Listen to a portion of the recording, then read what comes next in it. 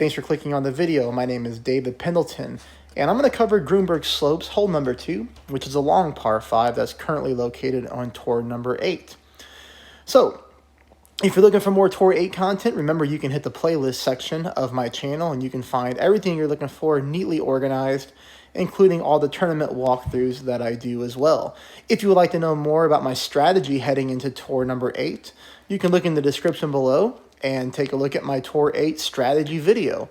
Now, when it comes to this hole, you're going to see me playing it like I always do. I'm going to be playing with the navigator, and I'm going to be playing the right-hand side. So I'm going to be taking the path of least resistance. It's very easy just to go straight and play right. You see where I have the red X here, on the course. That is not a difficult drive to do, okay, going left. It's not difficult, but it does come with more risk. I want you to notice that the front fairway that hops over to the second fairway, we do have rough that is very close. So a lot of times when you try to go left, you might be trying to play over the rough. And you have to typically use a ball that has good side spin. And keep in mind, I only use navigators. And sometimes it takes some curl to achieve the shot. So, again, I'm not here to tell you, what's better or what's not. Both drives are very easy, but going to the right-hand side definitely is going to allow you to make less errors on this hole. And then the shot to pin, when you play my way, is almost always a very straight shot to pin with no hazards in the way, and it does give us a good chance for an albatross. Going left on the fairway there, on the left-hand side, you do have a straight shot to pin. There are more hazards in the way, which I will show you, and some of them are very confusing to me, so let's go. The first replay is going to be a full replay. It's me versus an opponent. Now, keep in mind here, we do have 7 miles per hour of direct headwind, but you notice here that our target is very easily able to go from fairway to fairway. We have so much room to work with, which is really what eliminates the potential of risk on this hole. Now, you'll notice here that in headwind, I back my target up to start. That way I can turn the screen around and still pull my rings. That way my shot is 100% accurate.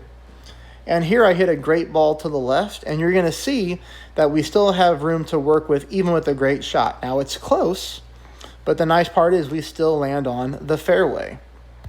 Now, you're going to see our opponent here using an APOC 4, using a wind resistance 3, so a nice advantage on a drive like this, and using a power 5 ball. So a very good ball to use in this situation. Now, again, I don't use money balls. I have nothing against players who do. The most important part of the game is to make sure that you have fun with how you play. Now, you'll see here that he lines up his shot. He does hit a perfect ball, and ultimately, this is a very good drive from our opponent. Now, you see there, this is what I was talking about when you go left, how it comes with more risk. Again, it's not difficult, but look at the risk here. He hits a perfect ball, and he almost clips the rough. Had he clipped the rough, he would have rolled out and maybe got stuck in the rough or lost, probably 50 yards or so on the drive, making it almost impossible to get to the green in 2, unless you have very strong tailwind on shot number 2. But let's take a look at my shot here. Shot number 2, 9 miles per hour, very strong wind from left to right. Now here you can see I'm not even at max distance on my sniper. I'm able to use backspin on the approach. I hit a great ball to the left, and I want you to remember that. Great ball to the left, it still puts me right at pin, but of course I missed left because I hit a great left. But watch our opponent here. Look how much room on the fairway that you have when you go to the left-hand side. So you would think that this leaves you a lot of margin for error. But for some reason, this hole plays this way. And I'm not 100% why, but it does. So even though you have all this room, like right here, okay? Look at the room that you have right here. For some reason, it seems that if you hit a great shot to the left, the ball goes into the sand. And I don't know if that's a game glitch. I don't know what the issue is. But watch our opponent here.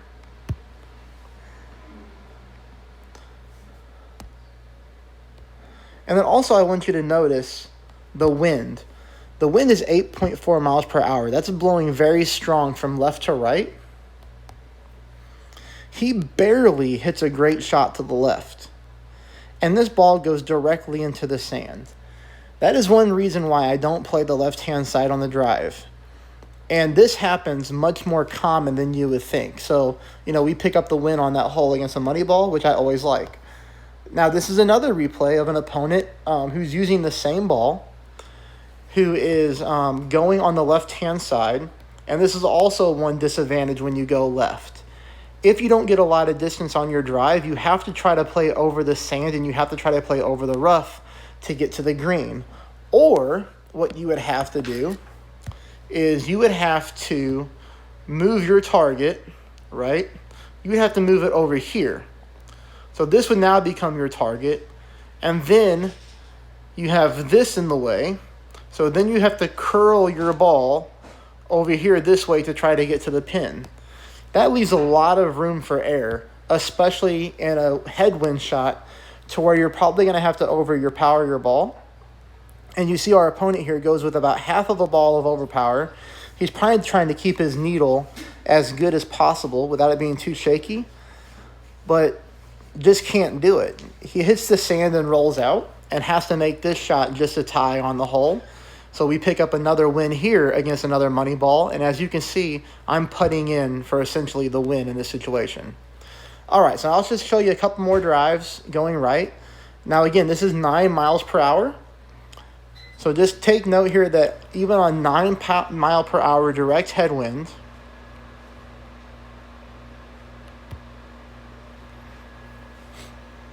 I want you to notice how much fairway we have to work with, which is why I like this. Plenty of fairway here. And look how far we bounce into the next fairway. So even with that significant of wind, we still have a lot of room to work with. All right, so 4.3 miles per hour. This is not a whole lot to take a look at, but the biggest thing that I always say about this is it's just very safe. We don't have to use curl. We can just really play it straight up and take the easy approach for an albatross. Because more times than not, as long as we land on the fairway, worst case scenario, we're heading to a shootout. We're not going to be making mistakes that our opponents can take advantage of and beat us in regulation without going to a shootout. All right, the last thing that I would note here is this is very strong tailwind.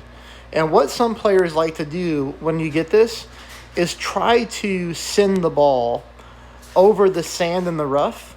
Don't do that. Just continue to play the hole straight up like we have been the whole time. Adjust your rings.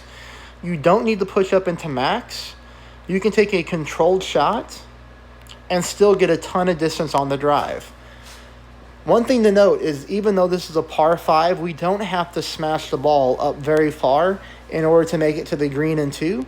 And as a matter of fact, you're going to see here that in most situations, we're going to have a straight shot to pin for Albatross Opportunities. So here we have 9.3 mile per hour, a little bit of tailwind. I always play shot number 2 at 20%, and the drive I always play at 10%. But we pick up a perfect ball, and we get a nice roll dead center for an albatross. This is a situation to where we get a little bit of headwind, so only 3.1 miles per hour. Now keep in mind that when we have headwind and we have this much distance from landing position to pin, we have to leave a pretty good tail through the pin just like that. You can see here I'm leaving my ball guideline about 2 green squares beyond the pin. And if I was getting more headwind, so let's say I was getting like 7 or 8 miles per hour, I would be leaving, anywhere from 3 to 5 green squares of my ball guideline beyond the pin. But we get this one in the hole for an albatross as well. Now, not always are you going to pick up the albatross, but again, the 20% elevation does work out really well.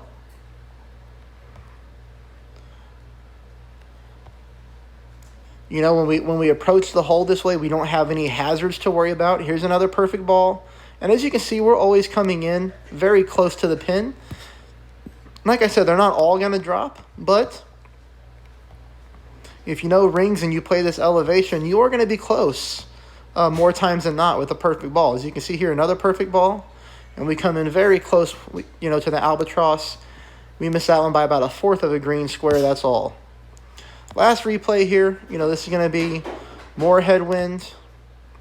And I just show you these headwind shots just to show you that even with a Navigator, a power 1 ball on a long par 5, when we go to the right-hand side, we are not at max distance of our sniper. These are all very controlled, easy shots to hit perfect on. I hope you find my Tour 8 videos helpful. If you're not a subscriber, please become one. Please take just a second there to hit that thumbs up button. That would mean a lot to me. And please spread my channel to your clan. That way you guys can all move up the ranks together and earn more clan points and win Tour number 8 at a high win rate. Good luck, everybody. Thank you.